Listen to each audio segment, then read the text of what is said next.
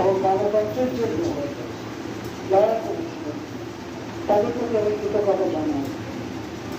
ঢাকা শহরে 15 দিনের মধ্যে 25 লক্ষ সিগনেচার সংগ্রহ করে আমাদের মহানগর আওয়ামী লীগ সহ আমাদের সরকারি আমাদের যারা ইউনিয়ন পরিষদের চেয়ারম্যান আছেন, আমাদের মেম্বার আছেন, আমাদের মেয়র সাহেবের কার্যালয় আছে, মেয়র সাহেব আছেন, তো সবাই অক্লান্ত পরিশ্রম করেছেন। সারা জীবন সংগ্রাম আর লড়াই করে বাঙালির অধিকার প্রতিষ্ঠার জন্য জীবনের 32টি বছর তিনি জেলখানে আবদ্ধ ছিলেন।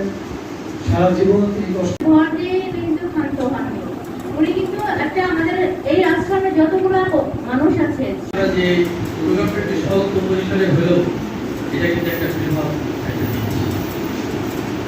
তৃণমূল মানুষ যাদের মাথা গুজার ঠাঁই নেই, আমরা যারা সমাজে গৃহের মুক্ত হয়ে গিয়েছি, সেহেতু আমাদের অচিরেই এই প্রোগ্রামটা আবার চালু হয়ে যাবে। যারা রাস্তায় বসে বসে তাদেরকে প্রশিক্ষণ, দক্ষতা উন্নয়ন প্রশিক্ষণের পাশাপাশি ঋণ দেওয়া।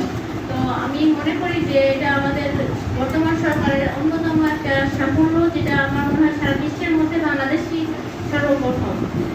আমি বাঞ্ছারামপুর উপজেলার আমি দেশের হয়ে খেলে এটা আমার জন্য খুবই আনন্দের এবং গর্বের। এটা সম্ভব হতো না যদি না আমার পরিবার মাননীয় প্রধানমন্ত্রীর উপহার আগে আমি বাঞ্ছারামপুরে প্র্যাকটিস করতাম।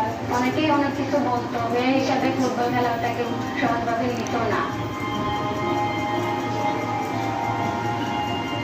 যখন ন্যাশনাল টিমে চান্স পাই, বাংলাদেশের হয়ে দেশের বাইরে খেলতেছি, নিজের দেশকে বাইরের দেশে উপস্থাপন করতেছি।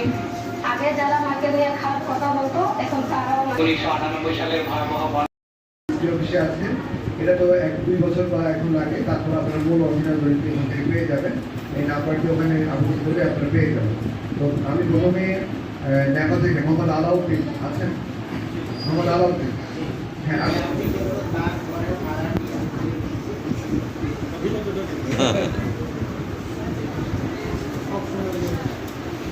আমাদের বক্তব্য সেটা আমি আজকে আমাদের এই আবার কি করি দাদা, খুশি তো? খুশি? হ্যাঁ, হ্যাঁ।